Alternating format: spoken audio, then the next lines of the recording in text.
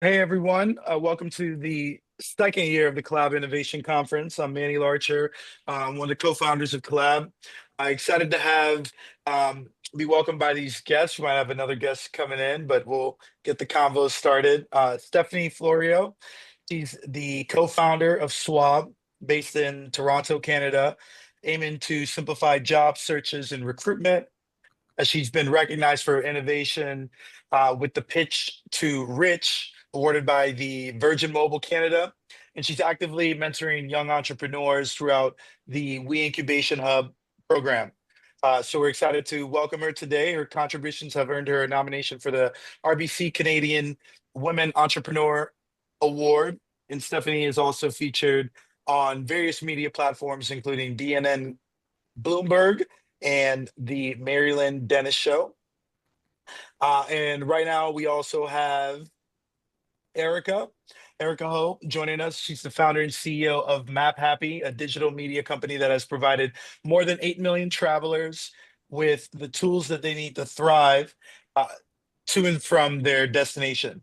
The site has received highest levels of industry recognition, winning the Society of American Travel Writers Lowell Thomas Awards for Best Travel Journalism Website. Erica has also spoken at premier industry events and institutions such as the New York Times Travel Show, Consumer Electronics Show, and Columbia Journalism School on the business of media and the role and the importance of diversity in media. So appreciate you both for joining.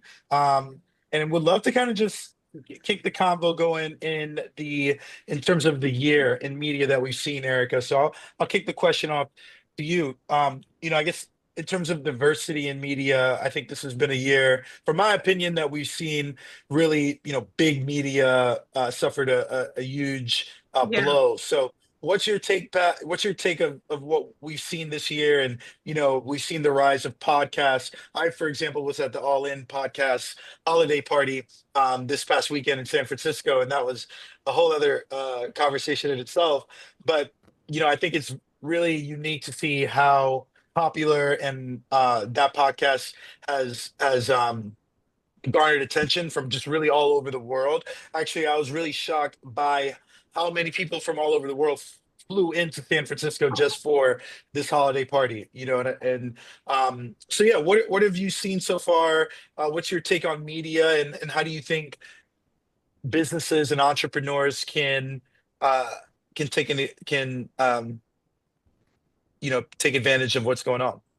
Well, I actually originally came from the traditional media world. So I came from Time and Gawker. Was probably like the first person in my family to be in media, was the only one who didn't have an Ivy League degree there. And what's really interesting about, I think, this current state of the market is that I think traditional media is in a lot of flux, right?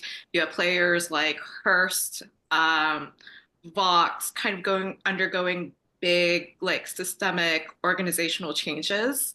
And I think there's also a recognition from advertisers that that is not necessarily, they're moving budgets to more independent media. So that's be like social, podcasting, right? And I think they're sort of reevaluating and sort of assessing, I think, where to invest their dollars and the effectiveness of media and where there is actually a genuine relationship with an audience. So Yeah. Um, do you have any advice? Do you have a podcast that you do yourself, or do you have any advice um, for any podcasts that people could tune into for just advice on this? it's actually something that we've been kicking around at Map Happy about doing a podcast and doing it thoughtfully and just having, I think the main key about having a podcast is it's a medium that really lets you to have a conversation with somebody, right? And so you can like dig into the nitty gritty. You can hear people's emotions. There's like I don't know, I love podcasts. So I think the main thing that I usually find with content that really stops people in general is just they tend to overthink it. I think a lot of writers, when they first start, like a lot of professional writers, they don't really have a structure sometimes, but even when they start a piece, sometimes they start in the middle, sometimes they start at the end, sometimes they start at the beginning. And the best way I've kind of heard it describe it is like it's just like a rock that you kind of like gotta hack at, and then like the final piece will come out. It's a really bad analogy, but like people get so bogged down to the details. Like, I don't know what my headline is. I don't know what my points are. I'm like, if you have an idea of what you want to say, like, and if you can like distill it down into like one sentence, like I think that's the main key. It's like you need to have one sentence about what this piece of content is about, and it's clear. And then once you have that, you can build out the structure from there. So Yes, yes. And so, Stephanie, we're going to come to you, but I just want to introduce Tayo Adesanya, who has just hopped on. Tayo Adesanya is the founder and CEO of Lola Vision Systems. It's a fabless AI semiconductor chip company building computer vision and generative AI solutions for edge devices. He's a decorated national and global athlete. Tayo found his passion for athletics early, but despite being in an NCAA track and field, and Nigerian athlete. Teo was more passionate about technology, and I've met Teo a few times. Teo, how tall are you? Just for perspective. I'm 6'9". 6'9". Wow, yes. So we're gonna come back to you. We're just having a discussion about media. And Stephanie, I wanted to come to you. I love one of the things that I love about just being a founder, helping other founders is seeing, their teams grow, right? And seeing the impact. So I think what you do is so cool because you help a lot of people get that dream job. So I guess how is in America, I think we hear conflicting numbers on the jobs report. Really just wanted to hear how the year has been, from your perspective and what you're seeing from employers. And I know you're in Canada as well, so happy to learn more about what you're seeing there. Yeah, I think especially for us, like we obviously pay attention to the jobs report and really our focus, yes, we're based in Canada, but our main focus is throughout the United States. And for us, we've been seeing, which is great to see, numbers each month seem to be growing and there's more jobs added. I know the November jobs report just came out last Friday, and I believe it was like 227,000 jobs were added. And it's amazing because a lot of them were actually in the customer service, healthcare, general labor fields. So as long as we're continuing to see more and more numbers or more jobs added, I think it's such a positive report and one that was unexpected. Like I don't think anyone was really expecting to see those numbers. And of course, like with the holidays coming up, we know things are going to slow down. People are going to take breaks, but I'm really excited to see what happens in December and January because I do anticipate that the numbers will continue to grow. Of course, keep in mind the holiday season, but so far so good with the number of jobs being added month over month is really been surprising, which is fantastic. A good surprise. Yeah. And just for everyone that is new to it and it might be the first time, maybe if you could just kind of give people a high level description of Swab and how they could use it, just so they know. Definitely. So what Swob is, it's a job app that we've created with a focus on entry level, part-time, full-time type roles. An easiest way to describe the app is Tinder for jobs. So we have over 9 million jobs across the US. If you download it, it's completely free in the Google Play and the App Store. You enter your information, and then from there, you don't want to apply to the job, you swipe left. You do want to apply, you swipe right. And once you swipe right, you've applied to the job. Awesome. Awesome. Over 8 million job searches. That's incredible. So Thank you.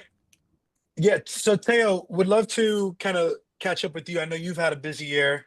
I believe Techstars I saw, and then I think I'm not sure if you recently closed around but I think it would be helpful for people to if you to learn more about Lola Visions and for you to explain as well what you're working on. Yeah, sure.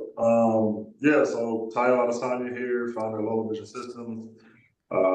Primarily have an electrical engineering background. I did go to Purdue University for sure. And I've been in the semiconductor industry this past 13 years.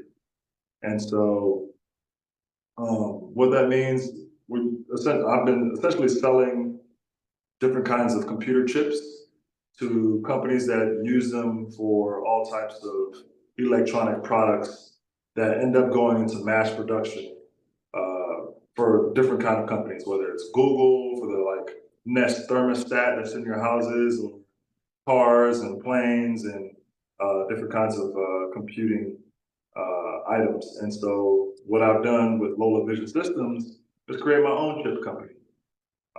I originally, across my 13 years of experience in the field, I've sold over $200 million worth of chips in IP. And when I say IP, I mean the components inside of the chip. And just decided to take that experience and create my own chip company that would be focused around processing sensor data coming from like cameras and radar sensors to be able to make sense of what's happening in these electronic products in real time. So think of the eyes and ears to self-driving cars or drones or spacecrafts. And so that's what we're focused on.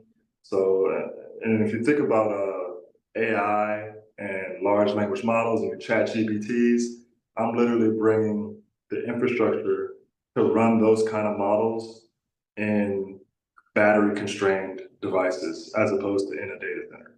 So edge computing is where I play. Wow, that's awesome. Yeah, I rode the Waymo. I was in San Francisco over the weekend and rode the Waymo and was pretty impressed by it.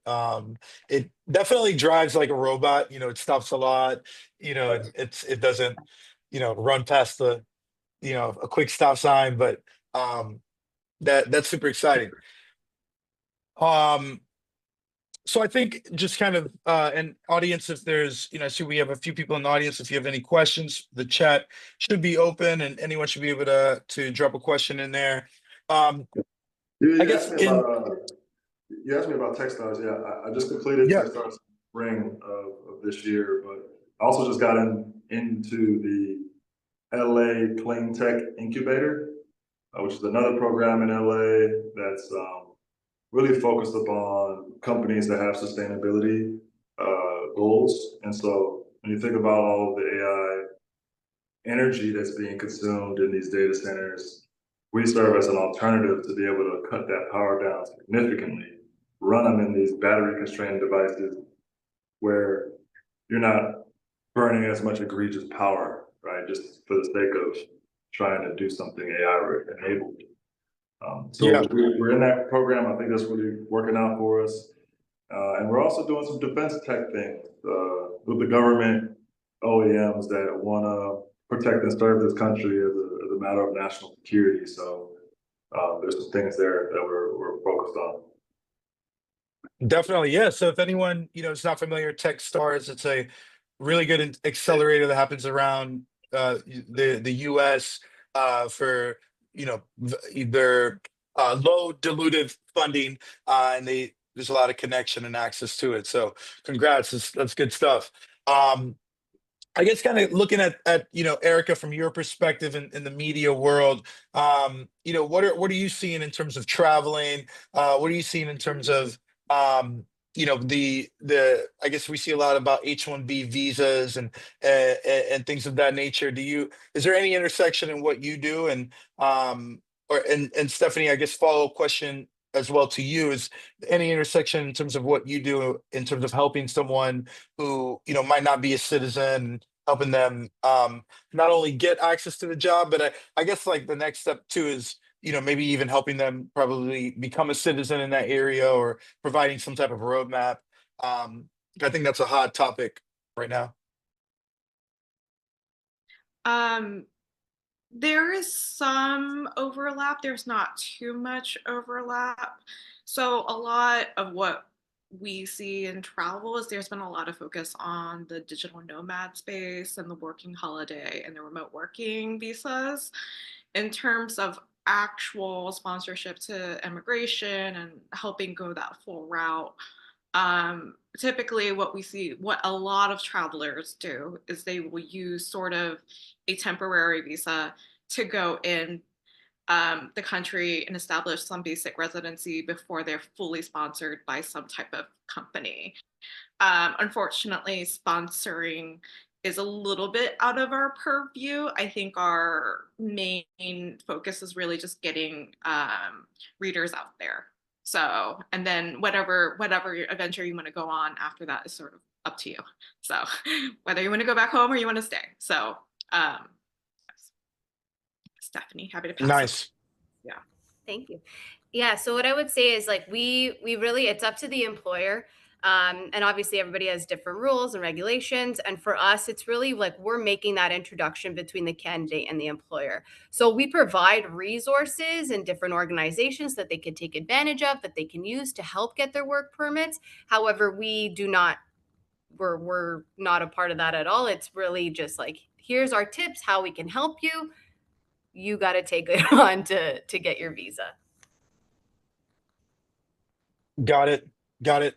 I guess and would love to touch base on AI. I'd be remiss if I didn't bring up AI. Would love to hear how you all are using AI. Maybe touch base in a minute. Maybe if you're not using it, you're against it. But would love to hear how you're using it in your business. Tayo, how about you start off?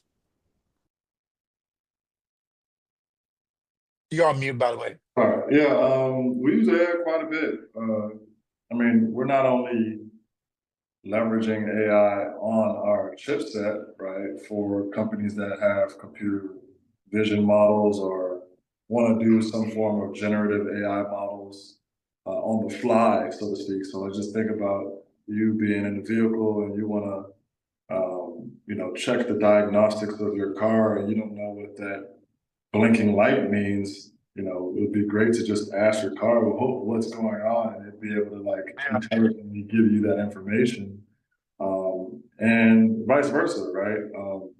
Giving actions to your car and being able to have your car understand and be able to follow directions based on those actions. But even when it comes to building our product, we're constantly looking at different ways to refine our approach to different theories and concepts.